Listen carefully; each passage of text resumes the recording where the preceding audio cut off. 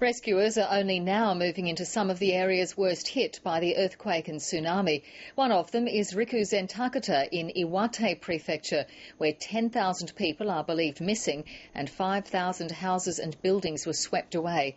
North Asia correspondent Mark Willacy was in Rikuzentakata last year, filming for the ABC's Foreign Correspondent program. Today, he returned to a very different place. For thousands of people, this wasteland of mud, wood and debris is their tomb. All but a few buildings here in Rikuzentakata were obliterated by the 10-metre tsunami that raged through here. Teruko Kano has returned to the rubble of her home after being swept away by the wave. When I looked outside, a big black wave was coming. It was full of debris. I ran to my house and shut the door, but the water came in and it swept me and my house away. As you can see, rescue teams are just moving in now. They were saying that they'd hoped that anyone who could have survived the tsunami and was trapped could last up to 72 hours. Well, the 72 hours has come and it's gone. No survivors are being pulled out of here, just hundreds and hundreds of bodies. These soldiers cry out for a miracle, but their calls are not answered. Instead, this 3-kilometre wide kill zone just yields up more bodies. Tomiya Kano has dozens of family and friends among the missing. I don't know the exact figure, but between 30 and 50 people I know are missing, and I can't contact them. Last year, I came to Rikuzentakata to film for the ABC's Foreign Correspondent program.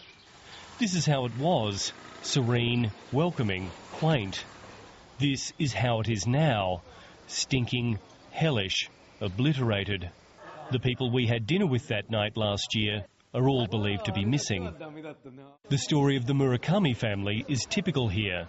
They've lost their house and all of their possessions, and they can't find their parents and grandparents. We've searched all the evacuation centres looking for our relatives, but we can't find them. 76-year-old Minako Chiba hasn't lost her family, just everything else. I was so scared because the wave came so fast and everything was swept away. My house was destroyed.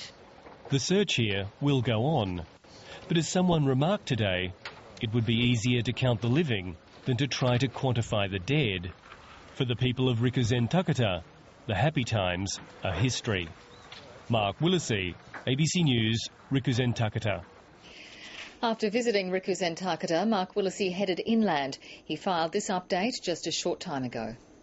I'm now standing about 3 kilometres inland from the town of Rikuzentakata, and as you can see, this giant 10-metre tsunami has simply picked up houses and driven them inland. And if we swing around here, you can see a truck that's been pushed all this way and just deposited in this drain. There's the remains of other homes here, trees.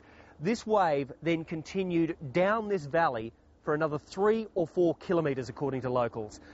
And that's the impossible task now for rescuers, to try and find bodies of people who came from that village. They could be as far as 6 kilometres inland. So for rescue teams, a very difficult task, and we know that many of the missing will never be found.